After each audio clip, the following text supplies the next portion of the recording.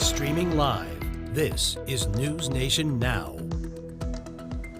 Welcome to NewsNation Now. I'm Ji-Soo Yi. Here's what you need to know on Monday, December 7th. President-elect Joe Biden has chosen the next head of America's Health and Human Services Department. California Attorney General Javier Becerra will lead the nation's response to the coronavirus in the new administration if confirmed. Also, Dr. Rochelle Walensky, a Harvard infectious disease expert, will head the Centers for Disease Control and Prevention. For a list of other key nominations and appointments, head over to newsnationnow.com. It's back to school again for some New York City school children. Nearly 200,000 students will be able to resume in-person learning today, weeks after schools closed due to rising COVID infections. The public school system says it will begin phasing in students from pre-K to 5th grade. New York City Mayor Bill de Blasio said it's safe to reopen schools with beefed up testing protocols, in part because few infections have been linked to the schools.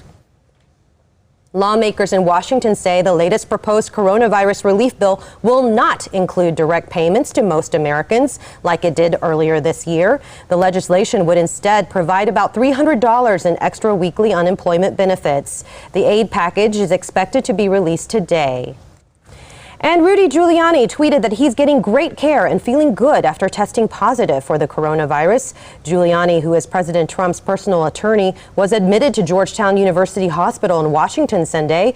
Giuliani has traveled extensively to battleground states in recent weeks as part of the Trump campaign's effort to overturn the presidential election result. Here's what we're watching. A Nazi art dispute heads to the U.S. Supreme Court in a landmark case today. The High Court will hear oral arguments on whether heirs of Jewish art dealers can sue in U.S. courts to retrieve medieval artworks from Germany. The suit claims the former Nazi government pressured Jewish art dealers to sell during the 1930s. And today is the annual Remembrance Day ceremony to commemorate the attack on Pearl Harbor. But because of the pandemic, this year's event will be closed to the public and live streamed online. It's been 79 years since the Japanese attack on the U.S. naval base. And trending this morning, the latest cover of Time magazine calls 2020 the worst year ever.